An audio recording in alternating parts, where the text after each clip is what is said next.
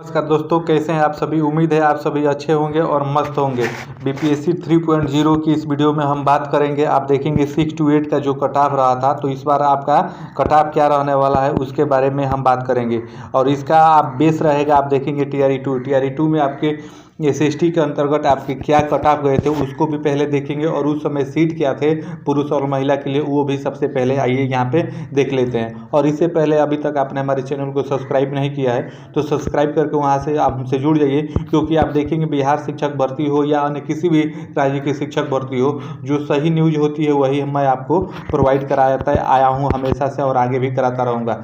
आप आइए देख लेते हैं। सबसे पहले टीआरई 2 के अंतर्गत आपके कितने सीट थी। तो मेल के अंतर्गत आप देखेंगे कि 4180 सीट था, और फीमेल के अंतर्गत आपका 4000 ये आपका 36 सीट था। और टीआरई 3 में आप देखेंगे 2026 सीट है, और महिला का वहीं देखेंगे कि आपका 1684 सीट है। और इसमें महत्वपूर्ण बात यह है कि इस बार आप देखेंगे जो शिक्षा निर्देशक हैं उन्होंने बैकलॉग सीटों को भी भरने की बात कही गई है। जो आपके टीआरई 1 और टीआरई 2 में जो खाली रह गए थे, शेष रह गए थे, उसको इसमें जोड़ा जाएगा और आप देखेंगे उस पर भी आपका भरा जाएगा। तो अगर ये बात सही साबित होती है तो आप देखेंगे कि कट ऑफ में और गिरावट आएगा।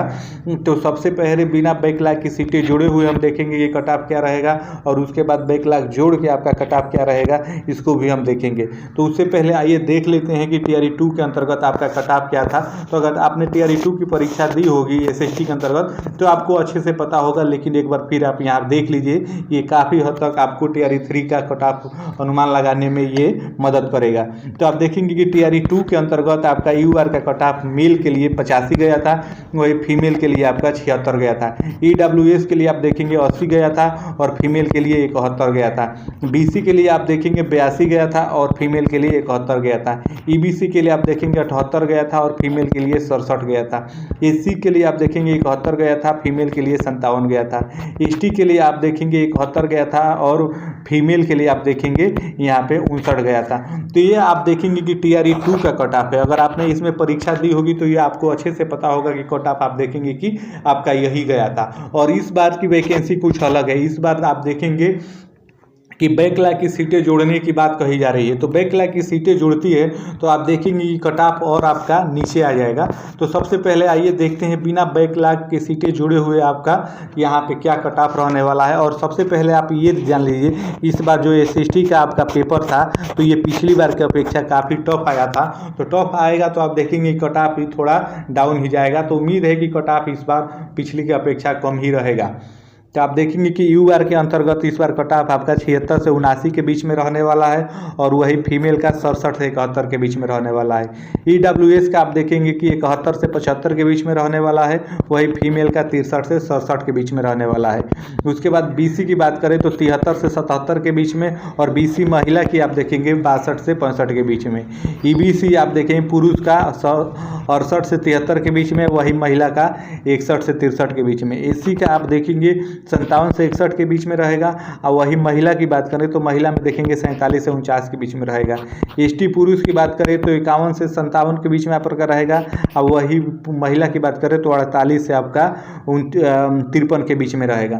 तो अगर आप ये मिनिमम जो आपका मार्क है, आपकी क्वालिफाई मार्क मैं जो बता रहा हूँ, अगर इससे आपका ऊपर है, अगर आप जिस कैटेगरी में मेरे भाई बहन हैं, तो आप देखेंगे कि आप अपने आप को सेफ जोन में मान सकते हैं। और ये आप देखेंगे बिना बैकलॉग सीटें जुड़े हुए ये कट ऑफ मैं बता रहा हूँ, इस बात को भी आप ध्यान रखिएगा।